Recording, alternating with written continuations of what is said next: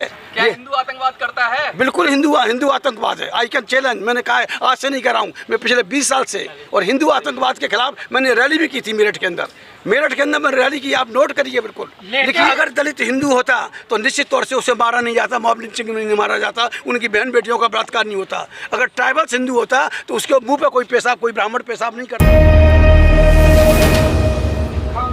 जी, कि mob lynching दो का होता है, दलित का, मुस्लिम का। जी जी। तो क्या ये अलग अलग है, एक साथ क्यों नहीं? तो इसमें क्या जय भीम जय मीम में डिफरेंसेस है क्या?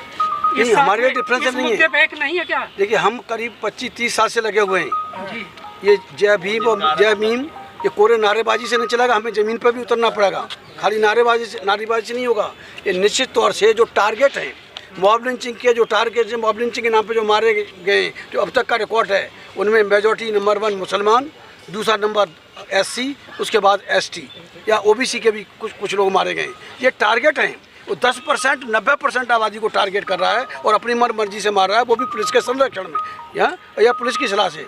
तो ये निश्चित तौर से वही हमने ये नारा दिया है कि अगर हम दोनों ही इस मॉब लिंचिंग के शिकार हैं, मारे जा रहे हैं, तो निश्चित तौर से हम दोनों को मिलकर इस देश की शासन सत्ता अपने हाथ में लेकर हमें न्याय करना होगा। इस देश में मॉब लिंचिंग से अपने लोगों को बचाना होगा। सर, इतनी बार जो हो रहा है बात के, सरकार सुनती क्यों नहीं?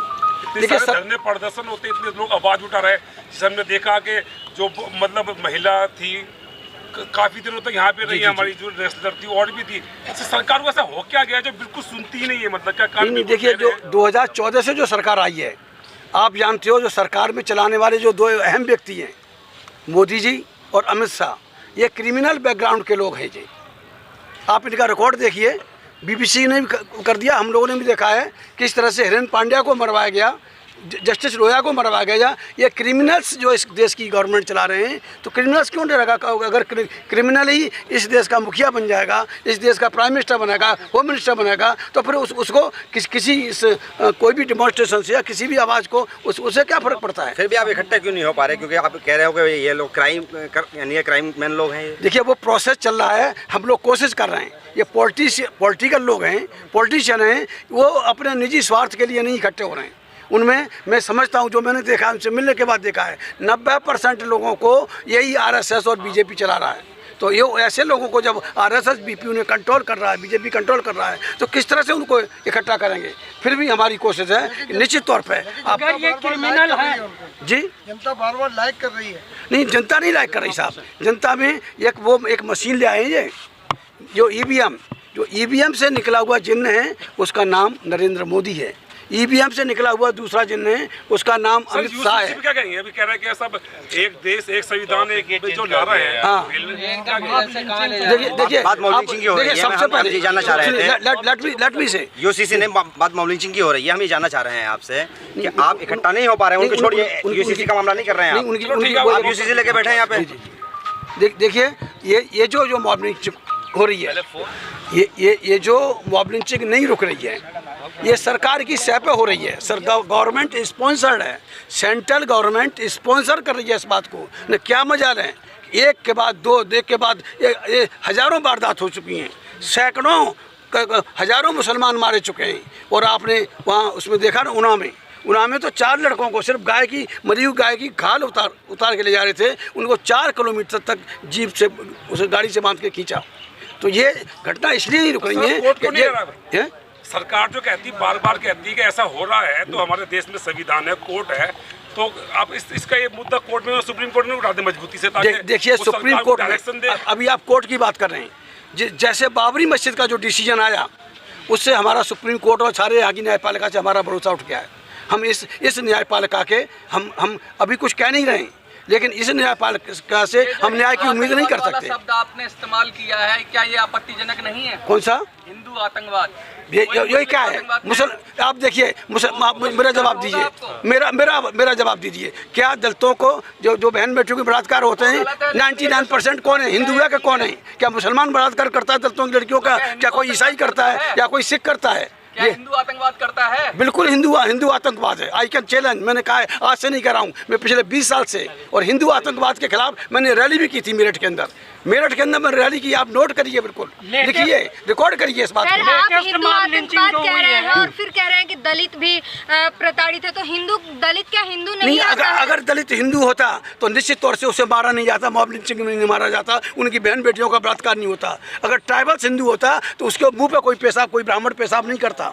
अगर मुसलमान तो चलो जाने दीजिए, अगर हम ये डॉक्टर अम्बेडकर ने कहा था कि हिंदू हमें हिंदू नहीं मानता, हमारे ऊपर जुल्म करता है, मुसलमान और ईसाई हमें हिंदू समझकर हमसे दूरी बना के रखते हैं, तो बताएं हम ऐसे स्थिति में जाएं तो जाएं कहाँ। तब उन्होंने कहा था जो बड़ा समाज है, जो बड़ा समाज का हमें अभिन्न अंग बन जाना चाहिए और एक ताकत बना के मुकाबला करना चाहिए इन सब आतंकवादियों के संगठन होते हैं कि तुम मानते हो क्या वे हिंदू आतंकवादियों के भी संगठन है? नहीं, क्यों नहीं है। देखिए ये दो तरह से, जब सरकार में ही आतंकवादी बैठे हुए हैं, सरकार को चलाने वाले, आई कैन चैलेंज, मैं कह रहा हूँ, खुला कह रहा हूँ, आप करिए रिकॉर्ड, जो सरकार को चलाने वाले ही जो आतंकवादी रहे, जो उन 2011 तक जो तड़ी पार रहा है जो शख्स, वो इस देश का गृह मंत्री है, तो मैं समझता हूँ कि सारा आतंकवाद गृह मंत्रालय से निकल रहा है। अभी जो 2020 के दंगों की रिपोर्ट आई है उसमें गृह मंत्री का नाम खुल के आया है उस रिपोर्ट में, मीडिया ने भी उसको किया, और यहाँ तक कि केजरीवाल भी उससे, क्योंकि ये सब एक ही थैली के चट्टे बट्टे हैं। केजरीवाल और अमित शाह दोनों के नाम आए कि गृह मंत्रालय से स्पॉन्सर था। आपने कहा कि न्यायपालिका भी इंसाफ नहीं कर रही है और सरकार तो हठधर्मी कर रही है, तो फिर लोग जाएंगे कहाँ सर? कहाँ जाना उनको? सड़कों पर उतरना पड़ेगा भाई। देखिए आप जो बाबरी मस्जिद का जजमेंट आया, बाबरी मस्जिद का जजमेंट एक law of adverse property act है, कानून है, आप पढ़ लीजिए। उसके तहत अगर मान लीजिए कोई ज़मीन खरीदते हैं तो उसमें 12 साल का रिकॉर्ड मांगते हैं। अगर प्राइवेट ज़मीन पर किसी का 12 साल का रिकॉर्ड है ऑन लिखित में तो उसे बेदखल नहीं किया जा सकता। सरकारी ज़मीन पर 24 साल से कोई अगर बैठा हुआ है तो उसको बेदखल नहीं किया जा सकता। बाबरी मस्जिद 400 साल पुरानी थी, 400 साल पुरानी मस्जिद को आपने मुसलमानों से बेदखल करके हिंदुओं को कैसे दी? किस जी एक प्रश्न ये है कि जिस तरह मॉब लिंचिंग में एक संप्रदाय विशेष, मैं खुला कहूँगा कि मुसलमान निशाना बन रहे हैं। लेटेस्ट मॉब लिंचिंग जो अभी दिखाया जा रहा है जिसमें एक बच्चे को सिर्फ नाम पूछ के जूतों से, चप्पल से पिटाई हो रही है, क्या मुसलमानों को, इतने बड़े सबसे बड़े अल्पसंख्यक समुदाय को हाशिए पर लाने की कोशिश की जा रही है? देखिए, जिस कौम की आबादी 20% हो और उस कौम के धर्मगुरु उन्हें राजनीति से दूर रखने की हिदायत देते हों तो वो समाज का कौन संभालेगा उसको?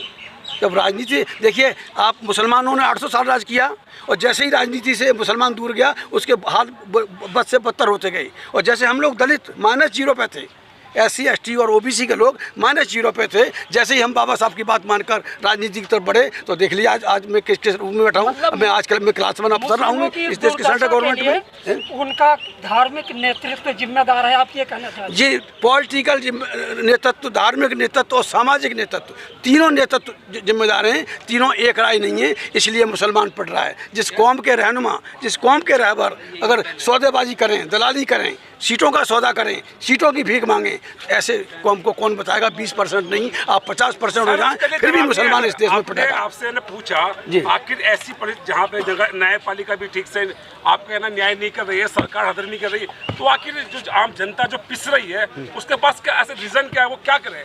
देखिए, हर देश में क्रांतियाँ होंगी। नैतिक मूल्य, देखिए हर देश में जितने, जहाँ भी आप देखें विदेशों में, चाहे अमेरिका की क्रांति हो, चाहे रूस की क्रांति हो, चाहे इटली की क्रांति हो, चाहे फ्रांस की क्रांति हो, सारी क्रांतियाँ खाली पेट और ये भूखे पेट ने क्रांतियाँ की हैं।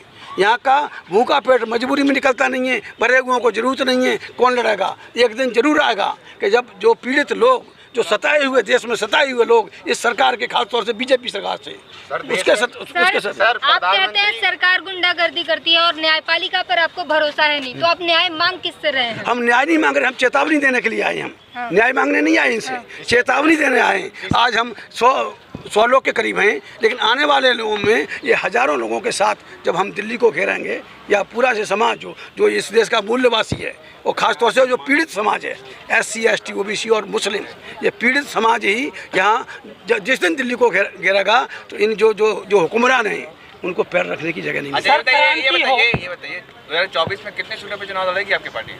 2024 में अभी मैं पार्टी की बात नहीं कर रहा हूँ। अच्छा, अभी हम लोगों से मिल रहे हैं, बातचीत कर रहे हैं कि आम राय बन जाए, हमें चाहे एक सीट भी नहीं दें लेकिन हमें इस्तेमाल कर लें। हमने ओवैसी साहब को भी कहा कि हमें आप सीट मन दो, सारी सीटें आप ले लो, लेकिन आप हमें इस्तेमाल करके आप उस दुश्मन का मुकाबला कर सकते हैं। हमें सीट की वो नहीं है। इस समय देश को, समाज को बचाने की जरूरत है। विपक्षी एकता को आप समर्थन देंगे? विपक्षी एकता होने वाला है? नहीं, ये विपक्षी एकता में आपको कौन सा विपक्ष बताते हैं? कांग्रेस नाम पे कितने मुसलमान, लाखों, कितने दंगे हुए, कितने मुसलमान मारे गए। ये इसको केजरीवाल को क्या समझते हैं, या उसको ममता बनर्जी को आप क्या समझते हैं?